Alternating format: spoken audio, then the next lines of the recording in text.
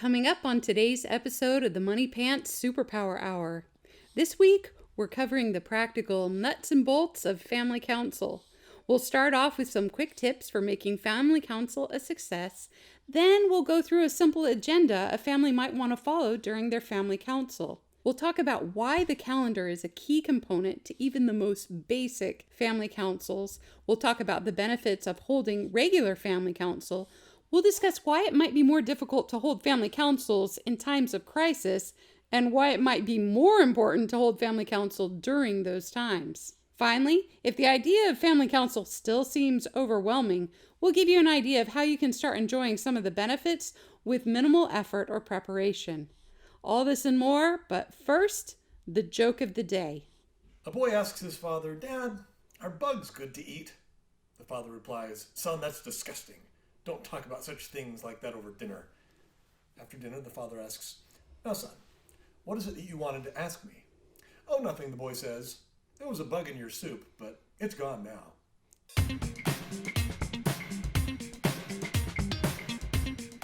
Hello, everybody, and thank you for tuning in to another episode of the Money Pants Superpower Hour. We're your hosts, Hannah and Fontaine Judd, and we're the proud parents of 8 sons and 7 daughters, ranging in age from newborn to college student. We're both BYU graduates and the creators of Money Pants. Head on over to Captain Money Pants to learn more about what we do and what we're all about.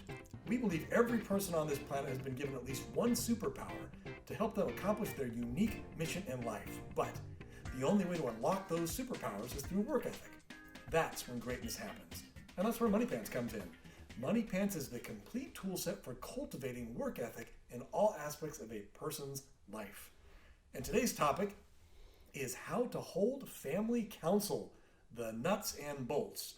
And we kind of touched on this last week. We kind of get like a preface or a primer on what it means to hold family counsel. We talked about, family government, choosing your family government, how you're going to run the home and stuff, because that, is key to when you finally hold family counsel, who makes the final decisions and all that.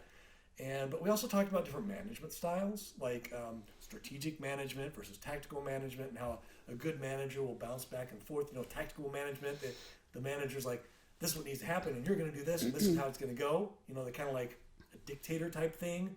Whereas strategic management, they kind of get input and feedback from different people and all that. So that was kind of like the background of where we were going to go today with the whole family counsel thing. But I wanted to add something in from last week when we were talking about the strategic management versus tactical management.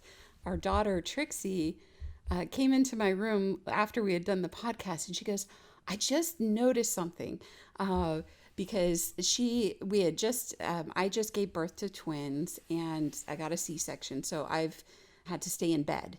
And so she's been managing things at home, helping manage things. She and one of her sisters. And she said, "I noticed something. Tactical management is great for emergencies, where you're like barking out orders and saying, do this, do it now, do it quick." Right. And she goes, "But if you use it all the time, it becomes equivalent to calling wolf." And I was like, "Well, what do you mean?"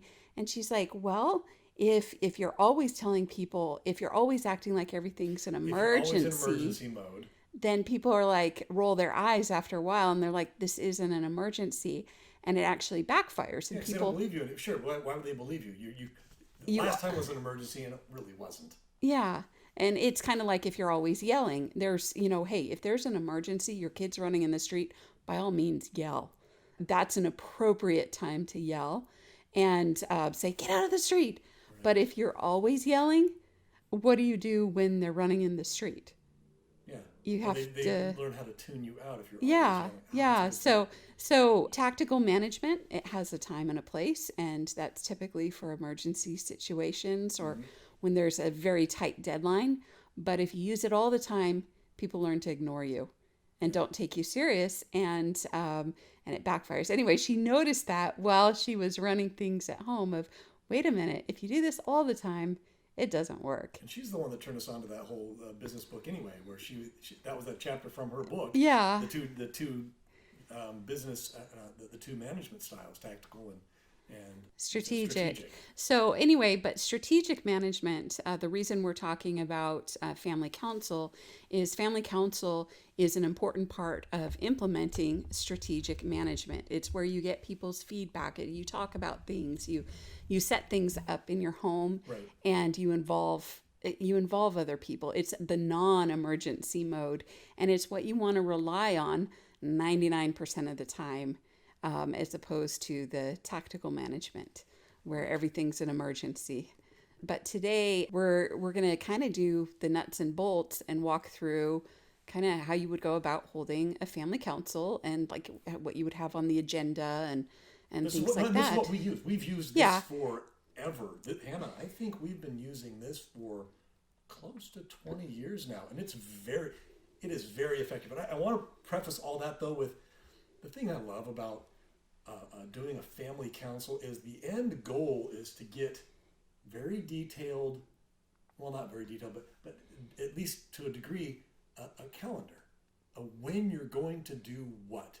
And the most important things get placed on the calendar and get done.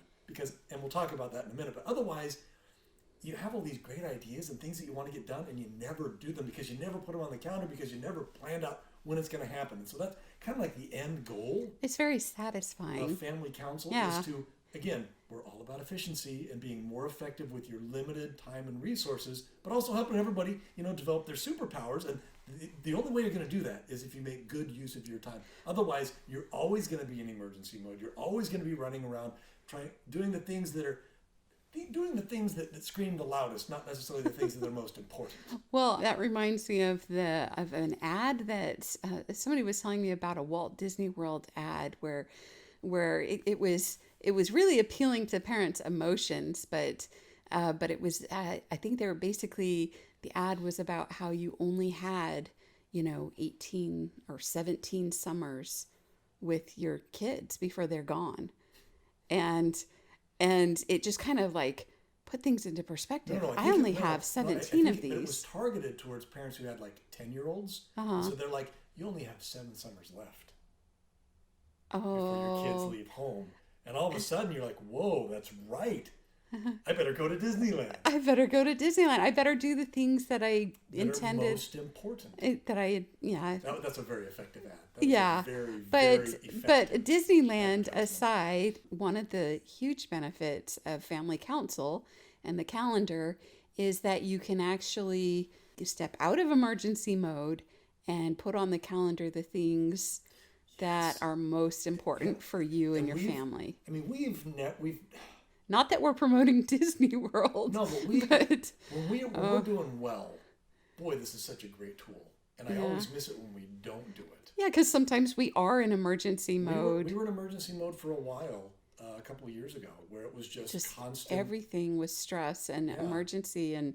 Which, ironically, is when we should have done it the most, but it's actually we just weren't able to. It was just, there was too much going on. And maybe I'm wrong. Maybe we could. Maybe we could have and should have, but we didn't. We were in emergency mode. But also, I wanted to point out too. Last time we talked about what we asked the experts these 13 questions. The purpose of family council, when to start holding it, how do you come up with agenda? All those questions I thought were great.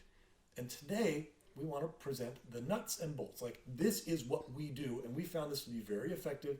And all these self-help books and all these organizational companies, you've got, who's the guy that does all the... Stephen Covey? Yeah, Stephen Covey. He's got, these all fall in line with those principles too. Correct business principles of organizing your time and your energy. And it's all the same. It's more or less the same principles. We're just adapting these to running the family in a similar way. And it turns out it works really well.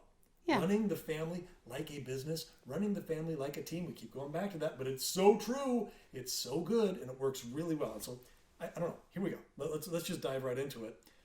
I wanted to point out, first thing, when you decide to hold family council, is to put it on the calendar. If you use Google, Google Calendar, or if you have your own little alarm on your phone or whatever, or if you have a paper calendar taped on the fridge, whatever it is, put it on the calendar, because if you don't, it will not happen. It just won't. It'll just be a good idea. What's the quote? dreams are only, or goals are only dreams if you don't write them down. I'm butchering it, but something along the lines of, if you don't write it down, it won't happen. So if you don't plan for it, it won't happen. And so, like, and I'll give you an example. We'll set a time. Sunday afternoon at 4:00.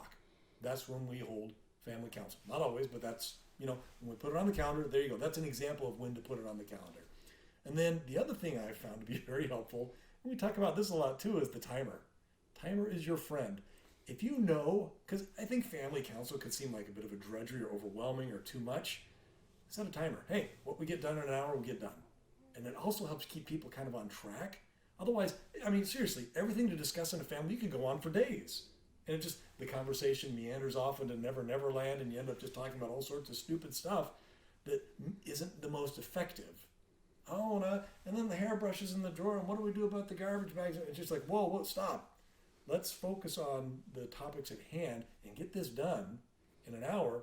And things that we don't get done in the hour, man, maybe it's not that important. Yeah. It makes it easier to do it if you know that it's going to end. Yeah. Yeah. Whereas I think for me, that's easier more to important. Do it if you know it's going to end. Yeah. I'm going to hold family council, and it's going to be an hour, not 4. I mean, wouldn't it be great if it were 30 minutes? I can do 30 minutes. Yeah. Well, that's what we talk about payday. Hey, payday, 15 minutes. Like, seriously, it's 15 minutes long. Just do it. Well, it depends on the size of your family. Not our family. We're an anomaly. We are not the standard. We're not the norm. 15 times 5. Yeah, it takes about an hour for our family. So here I got the nuts and bolts. 1, 2, 3, 4, 5, 6, 7, like 8. Here are 8 nuts and bolts. Number 1, put it on the calendar. Number 2, set a timer. Number 3, have it weekly so problems don't build up. And we fail at this all the time, but again, when we're doing well, we'll have it weekly, and it's nice.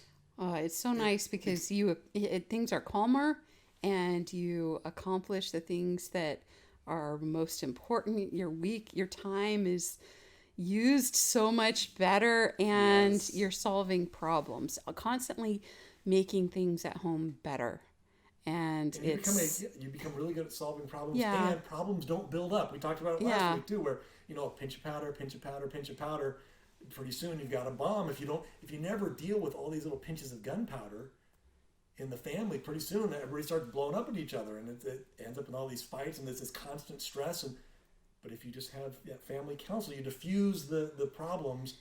And it unifies, and so it does the opposite. So. Number 4, it helps to have a treat at the end.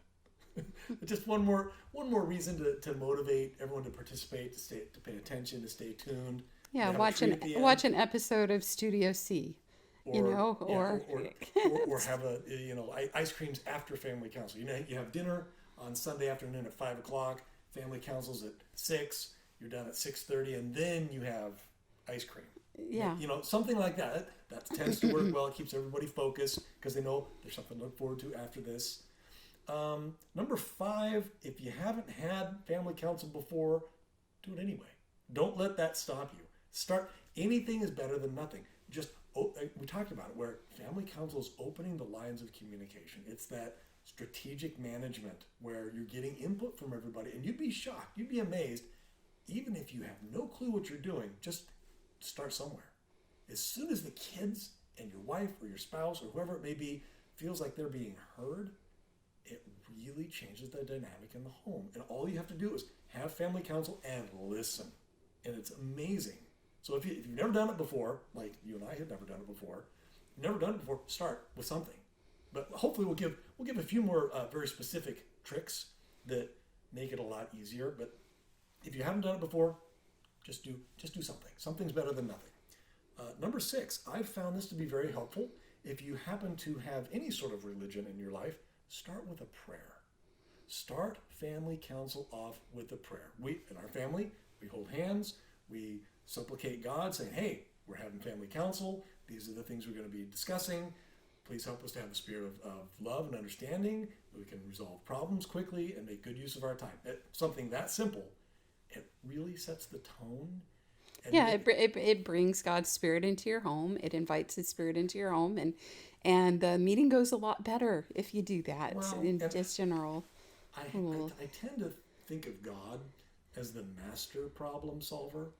Wouldn't you want him on your team? Well, it's that Benjamin Franklin quote when they were having the Constitutional Convention, and he suggested starting with a prayer, and what was it? If God, if a sparrow can't fall without God's notice, can a nation rise without his aid?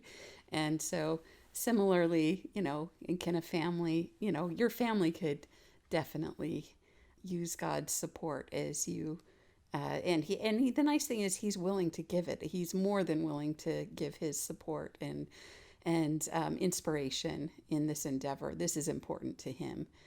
I think that's brilliant. That Benjamin Franklin, I love that Benjamin Franklin story too. It's so good. So okay, and nobody can deny he was a truly wise man. And if he suggested they start the meeting off with a prayer, I think that's probably pretty good advice in the family. So that's 1, 2, 3, 4, 5, 6. Number 7.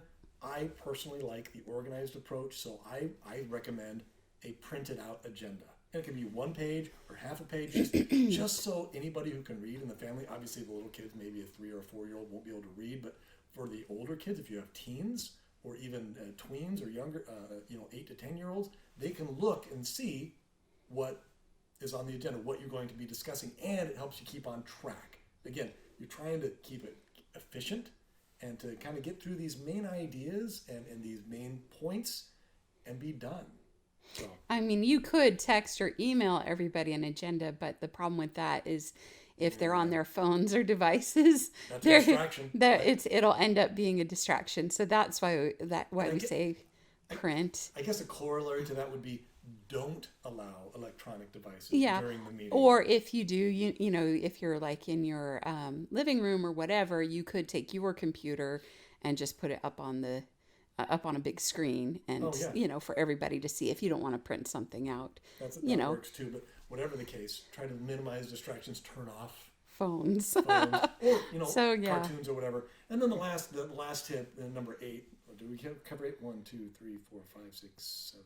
1, 2, 3, 4, 5, 6. Yeah. Number 8, try to organize when you're doing your agenda. Try to organize it so that the items that don't involve younger family members, they can actually be excused. If you're going to have a 1-hour family council, that's really hard for little kids to sit through an entire hour. Even if there is ice cream at the end, it's still hard. So we like the school bus approach, where they take the school bus for the first half hour and then they get off and they go play. They go play quietly in the living room or whatever while the older kids and the older family members finish up the meeting. So, kind of bus stops along the way, that type of idea. Yeah, that helps a lot if you have a different aged children. So cover the items that the younger kids need to first and then dismiss them. So, but that's kind of like a pro tip, because that's only once you kind of come up with a formula and everything's kind of flowing nicely. Okay, and having said all that, here is literally our mock family council. This is what we do. Number 1, and this is the printout. So, Hannah, first off, we review our previous week and we report on the progress. That's what we do. So we'll get out the family calendar, and we actually print it out and we put it on the wall and we write on it, but some people it's all digital. Whatever the case, go over what you did last week. How'd you do? You report back how you did. We talk about accountability partners. Yeah, like, I made doctor appointments for these kids. I took the car in, got I the tires sold rotated. I sold the furniture in the garage. I fixed those 3 leaky sprinklers, whatever it may be. I went and talked to so-and-so's teacher. And well, here's the thing, is when you plan out your week, if you know there's going to be a follow-up at the end of the week on how you did, you're more likely to do those things.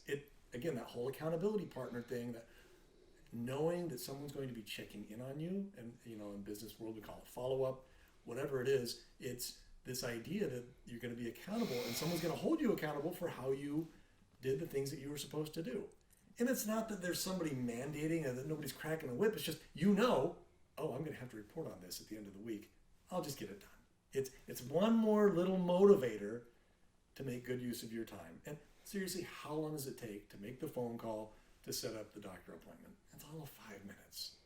How long did it take to call and make the appointment to take the car in to get the oil changed? All of 5 minutes. But for some reason, if you know you're going to be accountable for that later, you're more likely to do it. And if you're not going to be accountable and nobody's going to know, you can just, I'll do it next week. I'll do it next week. And then it never gets done. So number 2, we review our previous meeting minutes. And this, again, we'll talk about this in a minute, but at the end of the family council, you're going to have somebody type up everything you talked about. And you're going to include that in the email that you send out to everybody. Well, the following week, you're going to go over all those things that you talked about last time. And when you say everything that they talked about, I mean, that's like an hour of conversation. What do you mean everything all they the agenda talked about?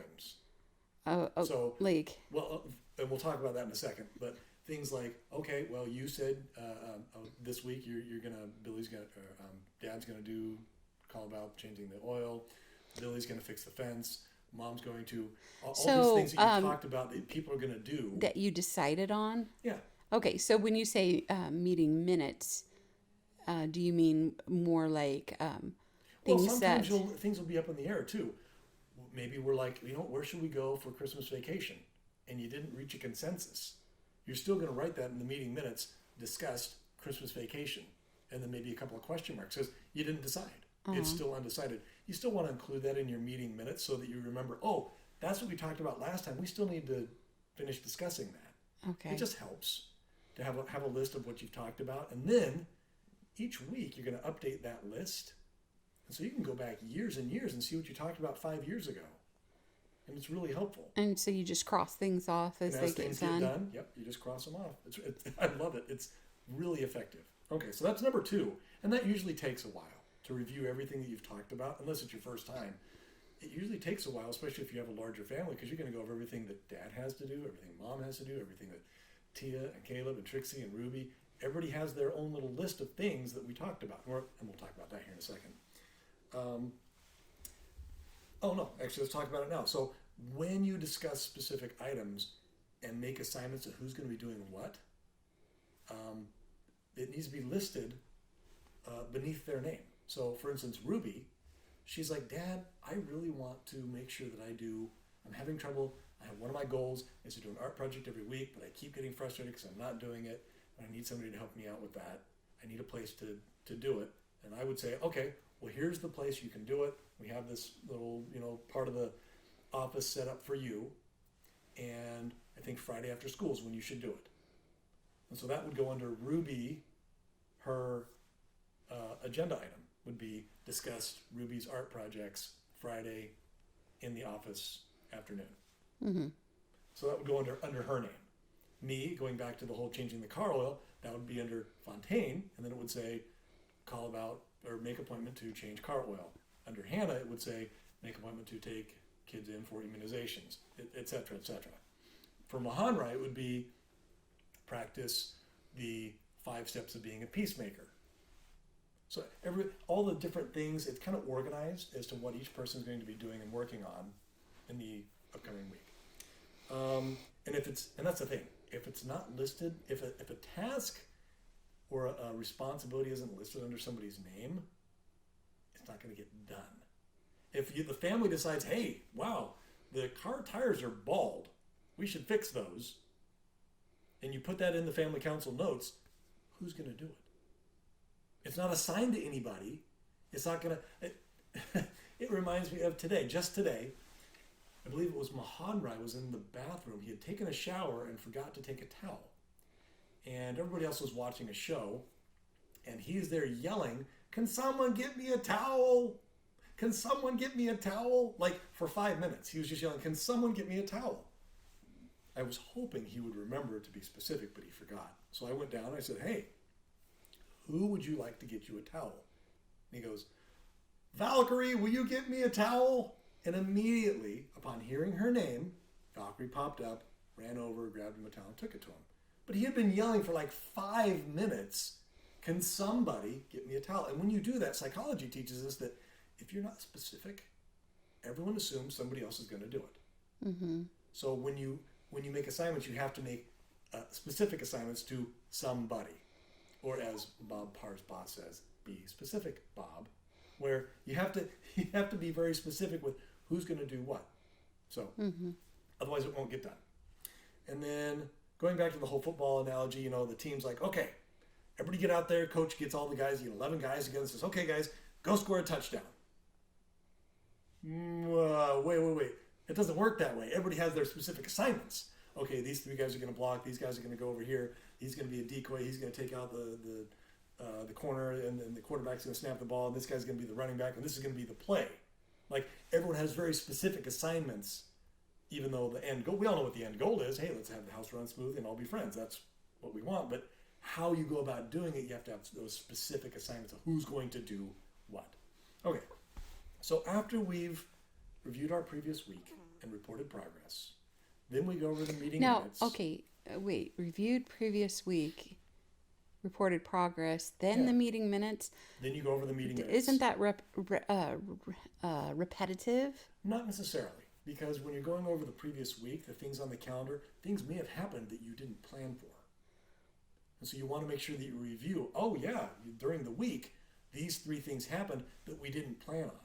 And so we want to make sure that we recap those things. Oh, well, it turns out that, I keep going back to the car example, but turns out the car got a flat tire this week, and I had to take it to the shop on Thursday. Or, we planned on going to the doctor, but it didn't work out. They had to reschedule. Mm-hmm. So it helps to review the week and see what actually happened.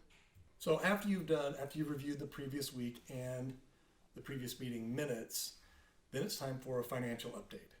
And that helps, I don't care who you are, everybody should go over their finances and know where they stand financially. And that should be done before the family council starts. Someone should be assigned to come up with some sort of report, whether it's simply here are the bank accounts and these are the upcoming bills, or you can get really complicated, but that shouldn't be done, you shouldn't be preparing for that during the meeting because that wastes a lot of people's time. That should be done before the meeting and then just be presented at family council. Okay, here's where we are. We have, this is what we owe on the car. This is what we owe. This is our house payment. This is what we owe on the credit card. Here's where we are with student debt. And this is what we have in the bank. And these are the big upcoming bills. And this is kind of where we are financially.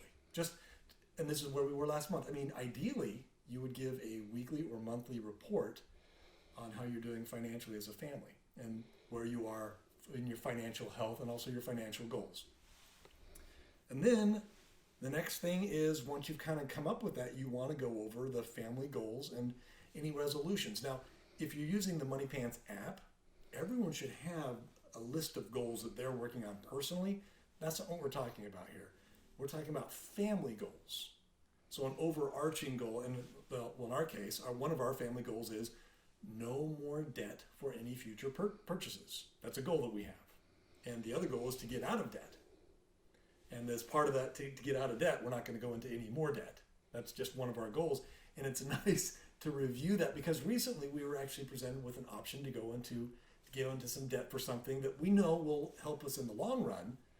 But we're like, nope, we're not going to do that because one of our goals is to not have any debt for any future purchases. And we remembered, because we had our planning meeting, we're like, nope, we're not going to. It was tempting, though. It sure was. It was tempting, but then we realized realized, nope, that's playing with fire. We don't want to do that. And we had made this goal. And here's the thing, you can change your goals anytime you want, but we had made this goal a long time ago, and it was nice to remember it and go, oh, that helps dictate our decisions. We're not going to make this. We're not going to go with this purchase because we're going to go into debt. So, nope. We're going to hold off till we have the money in the bank. It was really neat because the decision was already made when we were calm and we had family counsel. And so it made the decision-making process later when we were faced with the decision. And then the other thing is, another thing that we had decided as a family was we would do weekly outings with the kids and how we were going to structure that, Hannah, where you would take the older kids Monday, you would take one of the older kids every day of the week. I would take one of the younger kids every day of the week, and then the following week we would switch. It was just to kind of review that and go, oh, that is what we're working on. Or maybe your family goals are, you know what, we want to spend more time together as a family on Tuesday nights, and it's game night on Friday nights, or whatever. Or hey, you know what, as a family we want to cut back on the TV, or we want to spend more time playing board games, or we want. Whatever it may be, that's where that would go. And it's really cool because you can change this anytime you want, but a lot of times it really helps to have a overarching goal if everybody in the family's on board. So after you've done your family goals and resolutions, then you do personal progress reports. And this is where Money Pants is very helpful, because this is where you go over each person's, ideally you do payday at this point, where you go over each person and how they did financially, or sorry, not financially. You go over each person's goals and how they did, and review their week and how they're doing financially, and just kind of get a quick overview of how they're doing. That is very effective, and that's totally a great time to do it, right in the middle of family council. When everybody's there, it takes all of a couple of minutes. And what we like to do is, while you're doing payday, I like to go over their habits and ask them, okay, are there any habits you want to change? I think that's How's this really working out for you? And we put any changes down. Meanwhile, you're going over what they accomplished the last week and making sure their accounts match their. I like that. I think that's a very good use of time, but I also know it helps the kids feel like, well, that Money Pants is theirs. Right. Yeah. They do have that sense of ownership, but also that we care about what they're doing. Mm-hmm. And it also helps them, because they're like, you know what, I don't like this goal. I want to change it. Or I do like this goal and I'm going to keep doing it. Or I could use help with this goal. Like it's just nice. And everybody's already there. You kind of have this team vibe going on anyway. Well, and then if I get that done quick enough, then the other thing I do is I take a picture of all my receipts and make sure that I'm keeping receipts scanned in for keeping up with my part of the finances. Right. So anyway, so I kind of use that time to kind of get business work for the family done. And also, if this is like, and this helps too, is if you're if you have a larger family though, like we have, maybe a suggestion would be maybe not hold payday at that time, but schedule another time for payday, but maybe just review with your wife how they're doing, or your husband how they're doing, at the very least. Yeah. Well, a lot of times when you have a bigger family, you have to break things down into smaller bites, because, for example, like doing the dishes, that's not a one-person job in a big family. You have to break it down into a whole bunch of different jobs. Similarly, you wash, you load, you unload. Yeah, otherwise it's just too big for one thing. And similarly, family council and payday would be too big to do in one sitting with a large family. But for a smaller family of 2 or 3 kids, it's totally doable. And it's a really good idea, because everybody's there. Okay, and then after you've gone over kind of these personal progress reports, then is the time, and we're going to spend the rest of the podcast really on this, is family business or concerns. New items of family business or concerns. And here's the meat and potatoes. This is the... It is, because this is where everyone has a chance to bring up whatever it may be that's bothering them. It may be, and it always shocks me, the things that our children bring up, where I'm like, I had no idea that was a concern. I had no idea that was bothering you. But, and we talked about this though, a couple of things. One, if you bring up a problem, what's the rule? Present a solution. You have to present at least one viable solution. Yeah, and it's not necessarily the one we'll go with, but at least you're thinking in that direction. And number 2, you have to speak up, or you have to wait till next week. I'm not going to let you whine and complain about whatever you forgot to bring up in family council. Bring it up in family council, where we're all there, where we have a spirit of love and a contention-free zone where everybody's going to be able to express themselves in a good environment. You need to speak up or hold your peace until next week. Now, here's what not to do when you're bringing up, these new items of family business or concerns. Dad says, okay, so now it's time for family business and concerns. You guys keep the screen door on the back door. You guys keep slamming it. The hinges are coming loose and the screen is busted again. And I am so tired of it. Or you guys keep doing all these projects and leaving them on the driveway and it's making a mess. I'm tired of it. Well, that's not really conducive to an environment of expressing ideas. First of all, Dad didn't introduce any new ideas other than stop using the screen door, stop slamming the screen door. That's not a solution. That's more of a gripe. We're trying to avoid that. And so it's better to when you're resolving problems, did we talk about this last week? We set it on the table in front of you. We did, but it deserves a review. We really want to avoid personal attacks, and instead we're addressing problems, not people. So, hey guys, I have a better way to address it would be, guys, I have a problem. I'm seeing the screen door. It's coming off the hinges, and the screen is breaking, and I'm not sure what to do other than to take the screen door off or have you guys stop using it. And I don't think that's going to be effective. What do you guys think? Yeah, See that kind of changes. That changes it. Where one, I think if you were going to the first family council, you would start to like dread family council. Oh, okay, this is It's going to be a gripe session. This is where mom and dad yell at us. Yeah, we don't want that. But interesting, you notice that it's not tactical management anymore. This is strategic management of, here's a problem, team. What should we do about it? Yeah, this is the idea I have. I don't know if it's the best idea. What do you guys think? And it amazes me, Hannah. We have a large family, but it amazes me all the different ideas. They start flowing. The 8-year-old has ideas. Oh, well, why don't you put in a little door latch thingy that slows the screen door and automatically closes? Or they'll provide information that you didn't realize. Well, actually, that's just Lumpy. He has a spear that he made in the backyard, and he keeps jabbing it. Exactly. I think we should get rid of the spear. Oh, problem solved. Exactly. They may give you more information. Whereas if you had done the opposite approach and the tactical approach or the dictator approach and said, you guys keep breaking the French doors. I'm sick of it. I had to repair it 5 times. And because you didn't, from now on, no one's allowed to use the French doors and everyone has to stay in their rooms. That's not effective. And it engenders that resentment. Resentment. That's I mean, you just talking right now, I feel resentful.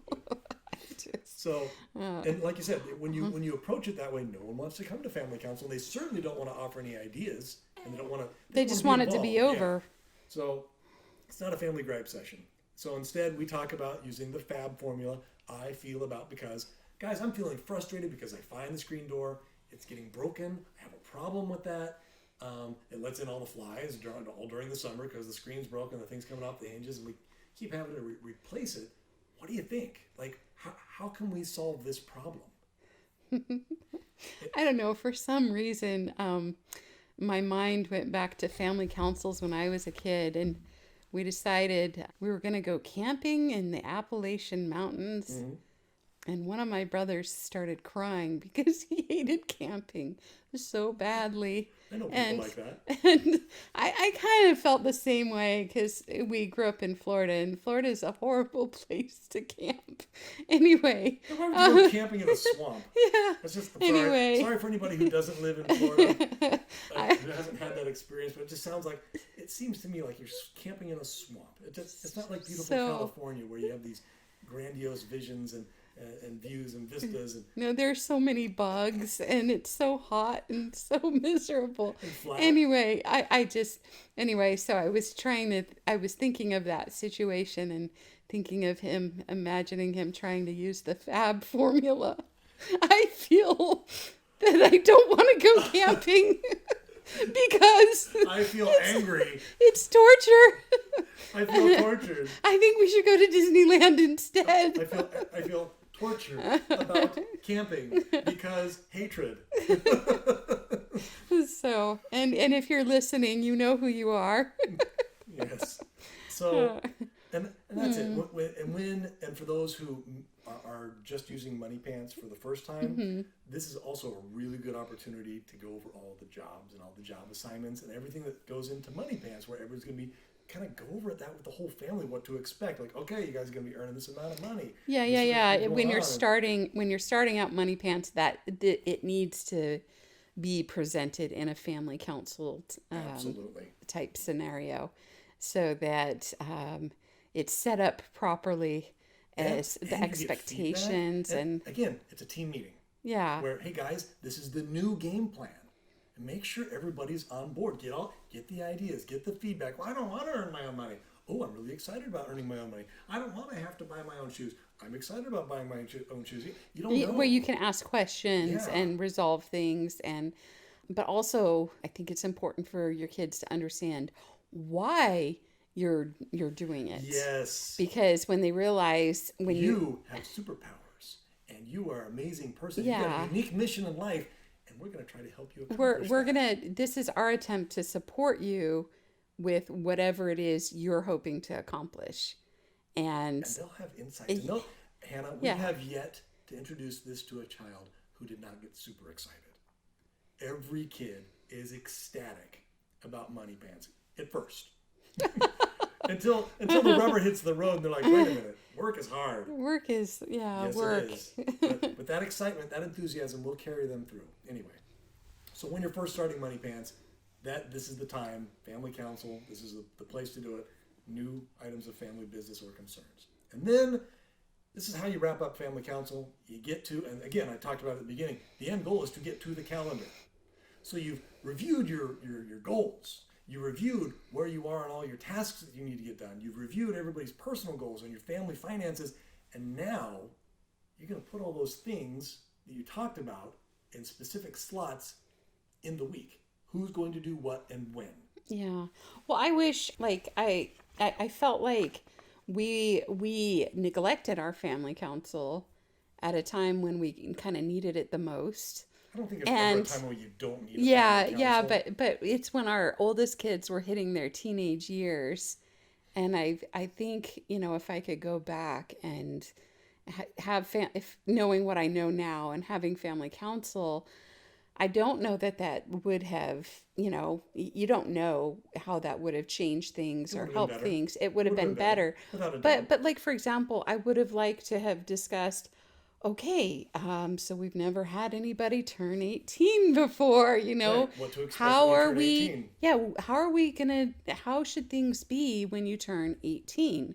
Because here are some of the challenges, here are things that we're worried about. What should we do about that? Like anticipate things before they come along, or anticipate things with dating or stuff like that, where it would have been, instead we were so caught up in the crisis that was going on at the time, Yeah, which lasted that for many moons. yeah, that we didn't have that opportunity to, or at least we didn't take that opportunity because we were just so overwhelmed to come to conclusions and talk about things that really needed to be talked about. Yeah. And so I'm looking Again, we forward. missed those important things, and we focused on the pressing The urge, things. yeah, we were in emergency mode. And so family counsel helps pull you out of emergency mode, because people get tired of emergency mode. It 'Cause wears on. It's It is exhausting. exhausting.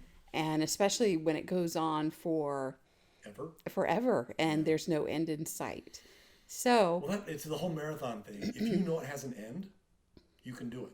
yeah. It may be a long race, but if you know it has an end, then you know, okay, 26 miles, I can make it. I know it's going to be a long thing, but You know what? And we keep talking about our emergency and our crisis, where we went through a financial crisis that was devastating. And you think, "Oh, well, that doesn't sound devastating." Until that happens to you, you don't realize you don't know. how emotionally, physically, emotionally stressful and consuming it is to be like losing everything, everything breaking down around you, not knowing where you're going to live, what you're going to do, how, Food. if you're going to have food to eat, from one day to the next. It's consuming. And we're talking about this in the past, but I just realized, talking about it and with family counsel and our regrets of not having family counsel and being in this constant emergency mode, which lasted for years and there was no end in sight. I just realized a lot of people are in that position right now. Yeah. They're losing their businesses. They're going, I'm going to lose my home. I'm going to, they're in that mode that we were in a couple years back. And I get it. But this was one of my regrets, is that we were so paralyzed and incapacitated with stress. Paralyzed. That's Yeah. the term. That, It would have been better if we had just spent 15 minutes. yeah. Even if we just went over the calendar. Yeah, and what was going but to be happening during the just week. trying to Yeah. resolve problems or come up with ideas, it would have calmed things down, especially It would have alleviated a lot of anxiety for our kids, at least, yeah. knowing, and just maybe just expressing, hey, mom and dad, we're struggling, and this is what we're struggling with, and these are the things we're working on. This is what we're doing, but just so you guys know. Yeah. So Yeah. anyway, if you're going through that right now and you're in that position, which is there's a high likelihood that someone listening is facing that right now because of the circumstances, that was one thing that we regretted not doing was having family counsel during that time. So, and having said all that, that you bring up a good point too, and that is when you finally get to the calendar portion of family council, and this should go pretty quickly. This is like the last 5 minutes, but you should go over the yearly, monthly, and weekly calendars. And you brought up a good point. You're like, if you're looking at the yearly calendar and you're looking and going, oh, it's so and so's 16th birthday this year, they're going to be getting a driver's license, or it's so and so's 18th birthday this year, they're going to be moving out or turning 18, or it's the 15th, the quinceanera, or whatever, or 12 years old, or whatever it may be. In different cultures, you can kind of anticipate that and look forward to that and go, oh, Yeah. this is going to be a big year for you. Well, speaking of which, that was part of the reason we didn't hold family council is because we didn't want to hold a financial report because it was so devastating. Oh, we're in more debt this week than we were last week. Oh, it was depressing. We're losing this and our car's getting repossessed and it was just like we didn't want to talk about it. Yeah. Because it was and oh, so and so's birthday's coming up. We can't do anything for it. We went 2 years without celebrating anyone's birthdays. Well, how could we? Or Christmas or anything We sang to because them. we'd sing to them, but we didn't have the money to buy a cake or ingredients for a cake or anything. And so that was part of the reason we didn't hold family council. Yeah. Is because it was depressing. was depressing to us. We were like, But it would have been but better. it would have been better to go, okay, we're in this situation and you guys know we don't have money. So, and the financial situation's bleak. So we need to pray about that. And, but maybe our kids could have stepped up And they would have. That's the thing. but They we would didn't have. give them the opportunity to. We denied them the But opportunity. I don't think Yeah. our feelings were because it's really hard to hold family council when that's what you're discussing, and it's just like, so you have to learn from our mistake there. Don't do what we did. Don't do that because then So- it leads to more problems Right. if you It don't. does. It really does. So It's like being too upset about your cut and you're bleeding profusely. You're like, I can't even think about it. It's too distressful. It's too stressful. It's too distressing. I get this huge bleeding cut, and it's like, yeah, but you need to deal with it. yeah. And you can't ignore problems away. It Yeah. doesn't work that way. Yeah. Anyway, so yeah, don't make that mistake because it led to a lot of, I think, relationship problems that could have been avoided that were more important than the financial stress. Yeah. So when you go over your calendar, like I said, go over yearly, monthly, and weekly. But then also make sure you include, the school calendar, the sports calendar, the church calendar, the holiday calendar, the birthdays calendar. Like, I find it to be very helpful to have a yearly calendar, just kind of a brief, okay, here's what's coming up this year. We're 2 months away from Thanksgiving, or we're 3 months away from Jody's birthday, or whatever it may be, or we're 1 month away from our family vacation. Just to kind of give people a perspective, and then go over, like, where we are in the month. But then you really want to get into that weekly calendar. And this is where the magic happens, because you're going to start putting assignments and tasks on that weekly calendar. And you assign them a specific time to get done. And this is why it's so cool, because, well, first of all, if it doesn't get if something doesn't get assigned a time, it's not going to happen. We talked about that. But it actually relieves stress when you put it on the calendar, because here's the thing. We just finished family council. I've got 37 things I got to get done this week. And I'm just overwhelmed. It's too much.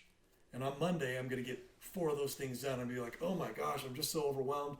And Tuesday, maybe I still have enough energy to get 5 more of the things done. And then I just kind of peter out because it's too much. It's the whole being paralyzed. But if I have those things on the calendar and I've spaced them out and I've got Yeah. 3 things on Monday. You have an attack 5 plan. things on Tuesday, 4 things on Wednesday. I can go, I've got my tasks done for today. I can relax because I know all the other tasks for the week I've scheduled out. And I don't have to stress about it. Yeah. And I love that. It's not hanging over your head. You're like, no, I got done today what I had planned on doing today. Oh, and I need to call about the car. Oh, nope. Not. That's on Thursday. That's on Thursday. I don't need to worry about that. I've scheduled time for it, though, and it works so well. Otherwise, as we said before, you just end up going from crisis to crisis instead of getting the truly important things done. Where I've scheduled a time to go out to dinner with my wife. Friday evening, 7 o'clock. Just her and me. And it's on the calendar. It will happen. Otherwise, oh man, I'll do it next week. We'll get it next week. Well, that never works out. Put it on the calendar, on the weekly calendar. You don't have to worry about everything. You know when it's planned. You know when it's going to happen. And this is kind of the end goal of family counsel, is to actually get the most important things done. Yeah, all the other things are going to get done too, but those would have gotten done anyway. It's getting those most important things done. Well, like one thing we like to schedule on the calendar is we like to make sure that if somebody has like a performance or a game or a presentation or a competition, that at least one member of the family is there to support them. Yeah. So that's one of the cool things about family counsel is we'll be like, okay, so and so has this going on, that who's going to go with them and watch there were them. Too many things that were overlapping. Yeah, things where yeah. Even if you and I both split up, there still weren't enough people. We'd have 3 games, like 3 soccer games, or a football game, a soccer game, and another soccer game, all at the And same a dance time, performance. or one's across Yeah. town, and we would just miss it. And so we're like, okay, we're going to coordinate. I'll drop you off here, and then so and so will be at your performance here. It was cool. And Yeah, so everybody felt supported. Exactly. And they could take pictures or whatever, Or at least but get a report everybody felt supported. And I really, that was one of my favorite things about when we would plan out the week, is that had a unifying effect to know that people were mindful and aware. And it also helped change family prayers, because family prayers a time where you pray for each other. And so having this little family council where it made you aware of what was going on, like, oh, she's got her speech competition this week. Oh, she's been working for this or that. And so, you can pray for each other. And it's so cute. Yeah. I remember my little kids, little Mahanrai is there praying for his older sister, yes, for his older sister to do well in her, I can't remember what he called it. I think he called it the ABC test. Because she was studying for her ACT and he didn't know it. It was really cute because he was her ABC test. he was worried about her doing well in her test, and so he was praying for her. And I thought, and I don't know how it made Trixie feel, but as a parent, hearing my children pray for each other, it melted my heart. Mm-hmm. So having said that, those are kind of the nuts and bolts of holding family counsel. Just to recap, you want to review your previous week and report progress. You want to review the previous meeting minutes. You want to give a financial update. Then you want to go over family goals and resolutions. Then you want to do personal progress reports, which includes doing payday. Then you want to bring up any new items of family business or concerns. And then finally, you want to take everything you discussed and all the tasks and everything that need to get done, and you want to put it on the calendar. So that's kind of a recap of the nuts and bolts of holding a family council. And if you can get that done in 20 or 30 minutes, that's perfect. But no more than an hour. It should never go longer than an hour. If it goes more than an hour, you just got to cut it short and try again next week. So, and then to wrap this up, let's just kind of, we came up with 9 benefits of holding family council. And here they are. Number 1, you get way more done with your time. Number 2, life becomes more meaningful. Number 3, you reduce stress. Number 4, you get more flexibility. Number 5, family members are more in tune with each other. Number 6, it alleviates anger. Number 7, it's a troubleshooting opportunity. Number 8, you set up the rules and the consequences. And number 9, you're better communication. So I just want to kind of talk about each one of those real quick. Number 1, you get way more done with your time. I think we've kind of hammered that point home. You're more organized. You have an action plan. You're actually doing what you want to get done. So it's so effective. Number 2, life becomes more meaningful. And we talked about that, where life isn't happening to you. You're actually taking control of your life and adapting appropriately and kind of going with the flow of what you want to see happen. And it's so much more satisfying when you're the one making the decisions of what's going to be happening in your life. You're not going from a crisis to crisis, emergency to emergency. And that leads right into number 3, which is reduces stress. Everything isn't emergency mode anymore. Number 4, you have more flexibility. And I noticed this because when you have a calendar and have plans, you can actually be more flexible. Some people think, oh no, it's going to be all rigid. I can't deviate. No, you actually have more flexibility because, life happens. It just does. And you need to be able to roll with the punches. And you know what? I had this plan to take the kids in to go get their immunizations today. Turns out the doctor was unavailable and we're going to have to do that on Friday. Well, I'm looking at my calendar, looking on Friday going, oh, well, I was going to call about the car and get that fixed on Friday. I'll just do a swap-a-roo. Easy enough.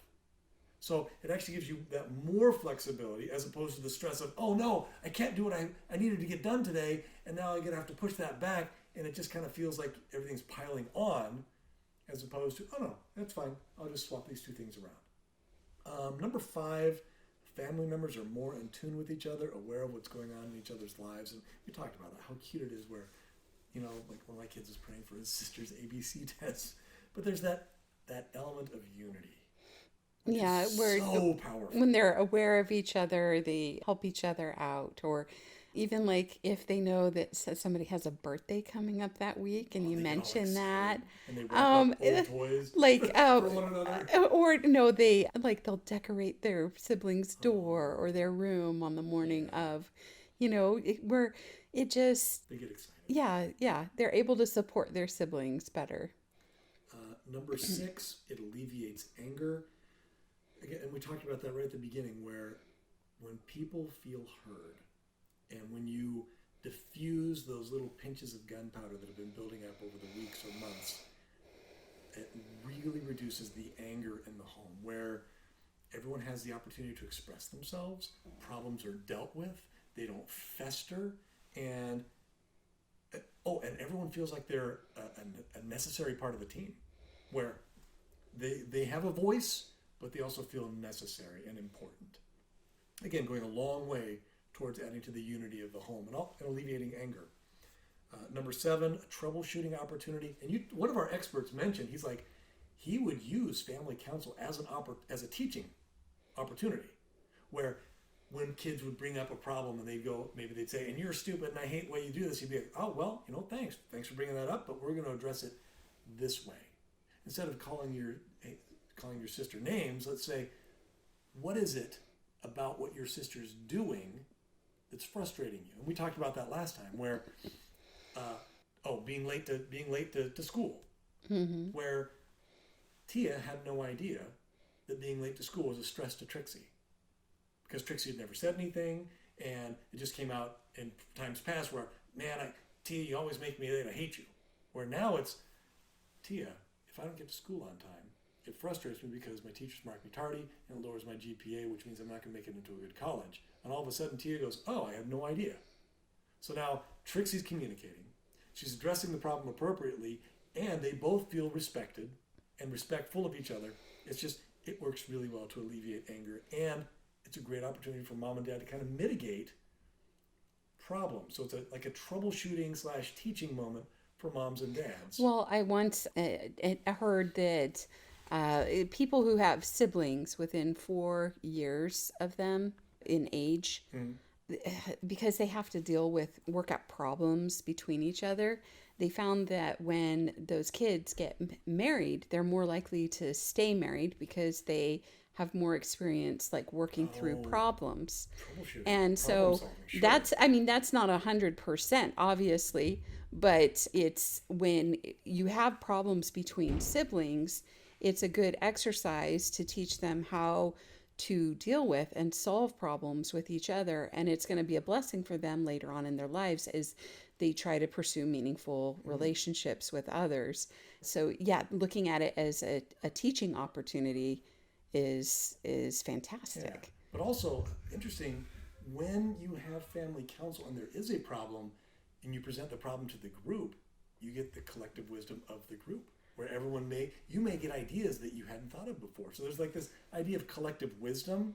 And also sometimes, and Hannah, you and I both know this is the case, where sometimes a sibling or a parent or one of your children has a unique perspective, an outside perspective on your problem. Where I'm having, say me personally, I'm having a problem with whatever, and I can't see the solution because I have tunnel vision. I'm too focused on this problem, but getting an outside perspective from my children or from my spouse, I'm like, oh, of course. That makes so much more sense, which is why you can always solve other people's problems so much better than your own. Because you have an unbiased, or at least an outside perspective that's unique to the situation. So again, this whole idea of number 7 being a troubleshooting opportunity, it really is. Family counsel is awesome. Number 8, it's also an opportunity. The number 8 benefit of family counsel is it's an opportunity to set up rules and consequences. I think I really need to make an app, Hannah, that just has a list of all the family rules and consequences. That's just how it is. But as it is now, we just put it in the notes for the meeting notes of the rules and consequences that we come up with. Well, when my dad was on the podcast, he mentioned the importance of when you do decide on rules and consequences in family counsel, it's vital that you write them down. Human memory is terrible. And I can't tell you how many times we've decided on something like, hey, okay, this is what we're going to do. This is the consequence. But when it happens, I cannot for the life of me remember what we decided. And so unless it's written down or posted, it's not a rule, quite frankly, because I can't remember, and neither can other people. The dullest pencil is better than the sharpest memory. It's just how it is. Yeah. And when you have let's say you have more than one rule, or what if the rule changes? How can you possibly keep track of all those things? Because you'll ask everyone, they're like, well, no, we decided on this. No, we decided on that. And everybody has a different memory. So of what had happened or what was decided. And well, that's the number 9. The number 9 benefit was, it increases communication. And that's exactly it. And I guess as a kind of a subset to that is make sure that you print out the resolutions. And in our family, Hannah, I send out an email. We finish our family counsel, I type up the meeting notes, and then I send it out to everybody who was involved. So that way they can read it and look at it, and I print it out the following week anyway. And it makes it very clear this is what we decided. I remember we came up with a financial plan for Caleb preparing for college. And we couldn't remember what we discussed because we didn't write it down. And so I'm like, okay, I have my phone, whipped out my phone, just sent myself a quick email. Here's what we discussed. Here's the resolution. There we go. And you sent it to him and sent it to me. And I sent it to Trixie as well. So we all knew what the plan was. And then I wrote it in his journal. And yep. And it really helps with clarity. And in the future, wait, what did we say? Here it is. And that's it. Those are all of our thoughts on family counsel and how the nuts and bolts of running family counsel. It's such a great tool. I wish we would do it all the time, Hannah. I wish we were better at it because it really does help out a lot. But if you're new to this whole concept, just start. Just start. Use some of the techniques we use. One of our experts, he said, "Oh, I just do it at dinner time," and he didn't have a written out agenda and stuff like that. For us, I think for us, we just need to be organized, and that actually relieves stress for us. But for him, the main thing was, hey, what's going on with everybody, and anything is better than nothing. Yeah. So even if you're like I don't know, printing out all this stuff and reporting on finances, if that's too much, just start with after dinner. Okay, guys. So are there any concerns that we need to talk about? Right. And just start there, and you can go over the calendar. And go over the calendar. I can't stress that enough. Yeah, go over the calendar of what's going on the next week and ask if there are any concerns. Yeah. And start there. But do something even if it's wrong. Yeah. You can't go wrong holding a family counsel and opening those lines of communication. Yeah. And that's it.